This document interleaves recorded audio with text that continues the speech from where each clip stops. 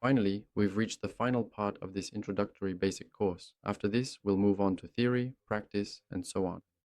And today, we're going to talk a bit more about the shading model. This is the last topic we have left to cover, but before that, all the links will be in the description below. You can download the updated project files from Patreon, and if the team finds a suitable one, it will also be available elsewhere. Wait, alright guys, show any kind of activity, likes, subscriptions, comments, all that and so on. All of this really helps a lot, and I would genuinely, sincerely appreciate it. Now let's get to the point, briefly and clearly, as always. The shading model. What exactly is it, and why do we actually need it in the first place? We talked about PBR, and you said that it's a way or method to convey the properties of an object's material so that it can process all of this information thoroughly and physically accurately reflect and render the object in the frame as intended. Now the question arises, how exactly is the information we provide, this PBR information, handled? It needs to be processed, but how does it process it? In this case, we can say that the shading model is essentially the material's instruction manual. How should it process this information? By default, we use the default lit material. This means that in most cases, the majority of the objects we bring into this environment will use it. In other words, this is the default rendering mode, which is generally suitable for most situations. However, for certain specific cases, when we need more detail or require a particular visual effect, we can switch this mode to something else. For example, let's take cloth. We can say that we want to create fabric.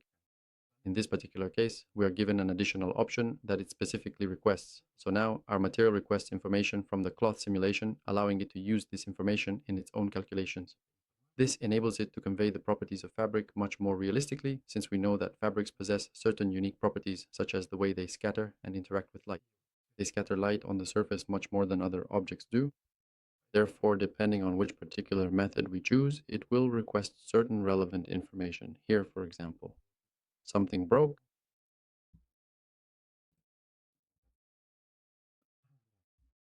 Alright, then we have what is called unlit. Very briefly and very simply put, unlit. This term means that there is absolutely no information processing happening at all. That is, the PBR information is completely disabled. If there is no processing taking place, then it doesn't process anything whatsoever. Accordingly, this type of material is the cheapest, the fastest, and the most efficient option. There is no color involved at all. If there is no information, then there is nothing to process.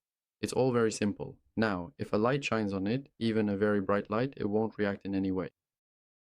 It won't become lighter or darker, meaning it completely ignores the light.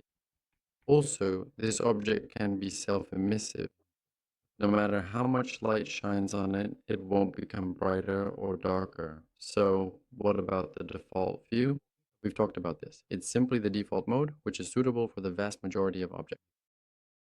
Then we have subsurface, which is subsurface light scattering, the effect you see in skin, wax, or certain gemstones like nephrite, and objects like ice, for example, and other similar materials, and so on. In this case, I've combined 4 different types into the shading model here. Let's take a look. Here we have subsurface, SSS profile, and two-sided, so that's 4 different types. First and foremost, we need to understand that these are 4 different algorithms. This means that depending on which particular one we choose, the material will be processed either at a faster or at a slower rate, depending on the specific instructions that are built into it. However, they are all fundamentally designed for almost exactly the same thing, that is, for subsurface scattering. Let's go through them one by one. Subsurface is the standard mode. In this case, I have gemstones here, supposedly. As far as I understand, this is some kind of ice or some kind of stone. It doesn't matter. Inside it, there is a light source. That's the light. This light doesn't get brighter or dimmer, as you might think. It shines just like it does at night. It has its own constant, unchanging brightness that doesn't fluctuate or vary over time. And for subsurface materials, we have the scattering coefficient connected to the shader. I just animated it, told it to switch from absolutely no scattering at all to absolutely 100% full scattering. So now it just switches between those two states. So when it becomes bright, its scattering is at 100%. The light inside it scatters on the surface, creating a glowing effect. When it becomes dark, the scattering is reduced to 0, and the light no longer spreads within the material, making it appear much darker and more opaque. Its scattering is at a minimum. In this case, with such materials, we can carefully control the degree of scattering, such as by adjusting certain parameters. Other objects also scatter light in the same way, but they use different algorithms. The Usadit forel is intended for vegetation. Let me quickly throw it in here. This is the plant. Let's look at it from the other side. We can see that on the reverse side. The reverse side is also illuminated, but if we switch it to the default view, the default mode, we have the subsurface face option. The color is turned off and the material itself becomes dark. So now, the light coming from above, even though we actually can't see the sun there, the light that hits the surface does not pass through these leaves. That's why it's dark on the reverse side. Even if we transition to stochastic subsurface, which is more expensive than Usadit forest, it still won't help us much in this scenario. Maybe some elements will appear. Here, I can see the edges are kind of illuminated, but that doesn't really help us much. Why? Because these are actually different methods. Let's return it to the default setting. How exactly do they work? If you're interested in this, take some time to study it carefully, but I honestly doubt you'll really need it, at least while you're still beginners. Next, we have the subsurface profile mode, which is a feature that requires a separate asset that we need to connect. And it is created in the materials section under Parfum, there is additional information that we can pass to this material, so that it takes it into account and based on it, realistically conveys the light scattering of the skin. In other words, it was originally designed for this purpose. The profile was calculated for the axis and light mass for realistic skin. It is very expensive. Accordingly, next we have the pre-integrated skin, an outdated method also used for skin processing. By outdated, I want to make a small digression here. When we talk about all these effects, we're talking about how light interacts with these objects. When we say that light interacts, we're specifically referring to the information, PBR, that is, the information we transmit, the physically accurate and detailed information that is passed into the material, which must in some way somehow be processed. Everything we're talking about applies when we're aiming for a realistic frame. That is, if we're creating something realistic, but if we're working on stylized effects, we don't absolutely necessarily have to follow these rules. Here, we can do whatever we want in practice. That's why I'm telling you all this, emphasizing which methods are expensive and which are cheap. It's just so you can use any method you need or any approach that you prefer if you like it. However, you need to carefully weigh quality against performance for yourself, whether you truly need it or not. If you know which method is expensive in terms of resources and which is cheap, you won't make a misstep. This is especially important if you're developing a game, because if you just do things haphazardly without a clear plan, I think I don't need to explain what the end result will be. In other words, the outcome should be quite obvious. Alright, next we'll move on to Eclipse. This is a way to simulate a thin layer of film or varnish on the surface of an object. So if we look at this object, we can see that the cube itself, the sphere, sorry, is rough. Let me turn this off here. These parameters, although why turn them off? We'll just switch this mode to default so that it's clear. There, I've switched it. And we lose that thin layer. Varnish or whatever you want to call it, I don't know. That's all the material does. Again, if you want to study this further, then go ahead. I'm just showing you what's available, but let's go over the basics. If we want to use this material, accordingly, we switch it and pass in the value for this thin varnish layer. Then we have normal. We said that this is irregularities, like small cracks, which are here that you can see. If we pass this information in just like this, you need to understand that the material will apply these cracks on top of our varnish layer. If we want our varnish not to be affected by these cracks, we can use an additional node for the lower layer, normal. It is disabled by default. To enable it, you need to go to Edit Project Settings and enter second normal. All right, that's all regarding this material. Next we have, let's see. Thank you. Next we have hair walls. Here I disabled it because it's heavy, really heavy. By heavy, I mean it puts extra strain on the system, making things run less smoothly. Let me turn on the FPS counter so we can clearly see the effect right here. When I look at this hair, my FPS drops. You can see it fluctuating around 55, and it rarely goes up to 60. This drop in FPS makes the animation look less smooth. If I turn away from the hair, my FPS goes up to 120, which is much smoother. Now you understand that it's very resource intensive, which is why I hid it for a while. Let's hide it. Alright, my hair also has its own method. And like everything else, it has its own additional parameter. When we switch to hair, we get the backlit option.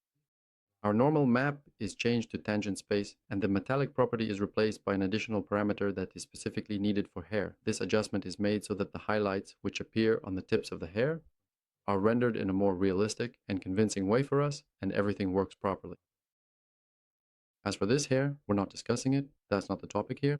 Of course, as you may already know, there are several types of hair, each with its own properties and characteristics. However, depending on whether we use this advanced method, specifically the ground hair technique, we have additional nodes available in the material. For example, we can use properties such as length, roughness, radius, and so on, various types of detailed information about this hair. The main difference between them is that cards is a method of creating hair by grouping each strand according to the T-Vala system and then forming complete strands from these groups, which results in a different visual and structural outcome compared to other methods. In other words, it's essentially about working with groups of strands, whereas in this particular case, the material actually works with each individual hair separately. The mannequin's head contains an enormous number of hairs. Honestly, I don't even know exactly how many there are, so as I mentioned, this is a rather expensive mode, but it's also much more realistic. And this kind of chaotic, messy hair can definitely be achieved if you're satisfied with it, if you like the way it looks, but the method itself, but to put it simply, it's a mess. Then we have the clown, and he also has additional parameters. Let's not go into details. We simply pass this light scattering value onto the surface and create it. Next, we have the eyes. Simply put, the developers said that this material, or rather this mode, is in fact very complicated and intricate. If you are not a professional, do not try to create it from scratch. In this case, I also didn't create them. I didn't delve into this material. But just so you know they exist, I placed an example here. Here you see a large material and some scary things are happening here, really intense stuff. We won't talk about that for now. I'll just say that if you're not a professional, please, for your own safety, don't even try to create this from scratch. Instead, use the presets that already exist. Simply put, this is a method designed for highly physically accurate eye rendering. So let's continue. Next, we have single layer water. What is it? Why do we need it? Let me increase the sun's brightness. Now we'll see it in more detail, more clearly. Here we have water. It's assumed to be water. Let's take a moment to talk in detail about the pros and cons. First of all, just like with clear coat, it actually has a completely separate node where we specifically pass both the scattering coefficient and the absorption coefficient using these particular values. Now, which color is scattered and which color is absorbed? In this case, for example, if red is absorbed, the water will appear bluish. If yellowish or greenish is absorbed, then, I don't know, maybe the color will be bluish, and so on. Depending on which color is absorbed, the water itself will appear as the opposite color. In this case, it works on its own. So taking depth into account, if we raise it high, whatever is underneath will appear dark because the water is quite deep. If we start lowering it, the lower it goes, the shallower the depth, the more transparent our material becomes. Alright, now about transparency.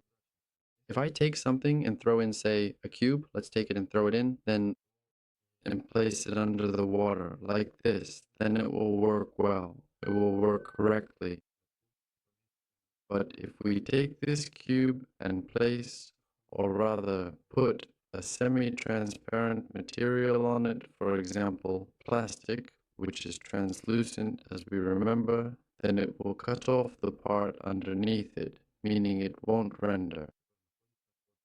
Semi-transparent objects that are submerged in this water, it has its own way because it itself is not semi-transparent, even though it may seem to you that it simply projects onto the surface what it sees underneath. This is its surface, and this is what it sees underneath. Here, it simply projects everything onto the surface itself. As I understand it, there are actually more issues and complications that arise when dealing with transparent objects, which we will cover and discuss in more detail later on. As always, study it if you need to, but I think this information is more than enough for you. And then we have intensive. In simple terms, it is essentially the same as transversant, but with an additional option, such as a scalar. It has its own code, and this material has a separate one as well. But yes, here we can connect a coefficient. Are they normalized, I would say? So, will the nerve tissue be tinted? Its surface, you see, is highlighted. There's a selection. In this context, highlighting means that a particular area is visually emphasized, making it stand out. Let me connect some kind of light here.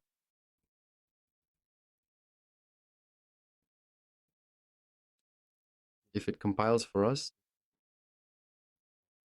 In short, this is the tint coefficient for this object, and it's very expensive. If you're not making a movie, if you're not doing cinematics, don't use it. So all these different methods, the various steps of the model, are essentially about how Andre processes the light that we connect. In other words, the information that is being transmitted. The information, let me remind you, is represented by all these nodes in the system. All this information, in some way or another, needs to be processed by the shading model, which ultimately determines exactly how this will happen in practice. That's all. Let me remind you, please leave comments, like, and subscribe. All files and links are in the description.